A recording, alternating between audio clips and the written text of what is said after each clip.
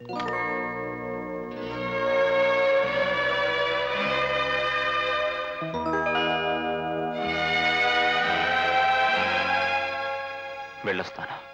ఎక్కడికి ఈవేళప్పుడు బయలుదేరారు? నా లక్ష్యాన్ని సాధించుకోవడానికి. అందుకో ఇదా సమయం? నేను నా పని పూర్తి చేయకుండా మళ్ళీ పోలీసులకు చిక్కితే మీ అక్కాత్మకు శాంతి లభించదా? ఆ లక్ష్యం ఏమిటో ఆమె చెల్లెలైనా నేను తెలుసుకోకూడదా? నా అక్క పోయిన బాధలో నేనేదో ఊహించుకొని రాశాను. అందుకిప్పుడు పశ్చాత్తాపడుతున్నాను. ప్రపంచం కోసం కాదు, నా కోసం.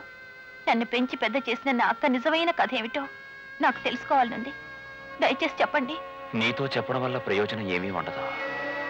నా పని చేసినంత మాత్రాన లోకం నన్ను ఉత్తముడని హర్షించదు. నువ్వు నా గురించి రాసిన కథలోని నల్లక్షరాలు తెల్లగా మారావు. దైవం ఎక్కడైతే ఓడిపోయిందో అక్కడనే గెలవాలనుకుంటున్నాను. నేను చేసిన తప్పుకు నాకు పరిహారం తెలియకూడదా?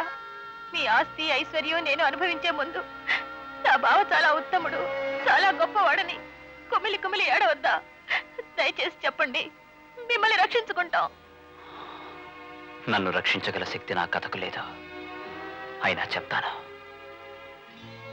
నేను చాలా గొప్ప కుటుంబంలో డబ్బుతో పుట్టాను, డబ్బుతోనే పెరిగాను.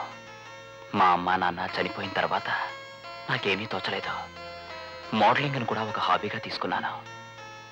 అంతేకాని ఆడవాళ్ళ అందాల్ని బజార్లో పెట్టి డబ్బు సంపాదించాలనే కోరిక నాకెన్నడూ లేదు. విజయ నాట్య ప్రదర్శన చూసి ఆమె అందాన్ని ఆరాధించిన మాట నిజం. కానీ ఆమె ఉద్యోగాన్ని తీయించేశానని నువ్వు రాశావు. నేనంత నీచుని కాను.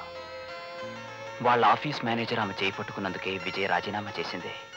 అంతకుముందు మోడలింగ్ కోసం నేను ఎన్నిసార్లు అడిగినా కాదు అని ఖచ్చితంగా చెప్పిన విజయ కేవలం నీ చదువు ఆగిపోకూడదన్న ఉద్దేశంతోనే నా కంపెనీకి మోడల్ గర్ల్గా వచ్చింది.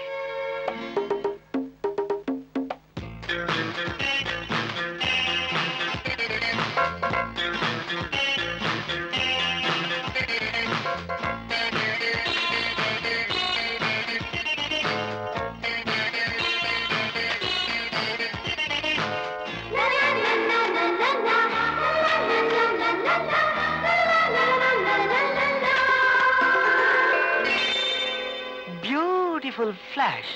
ఇది వట్టి క్లిక్ కాదు, చూసే ప్రతి మగాడికి ఒక కిక్. ఇవి కళ్ళ నో ఫ్లాష్ బల్బులు. ఈ చెక్కిళ్ళు ఇంతవరకు ఎవరికి ఇవ్వని చెక్కులు, బ్లాంక్ చెక్కులు. అవి సొంతం చేసుకునే అదృష్టవంతుడెవడు? ఇడియట్, నువ్వు మాత్రం కాదురా.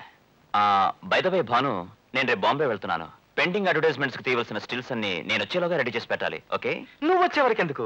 రేపంటే రేపు ready. First is my taste. వస్తాను.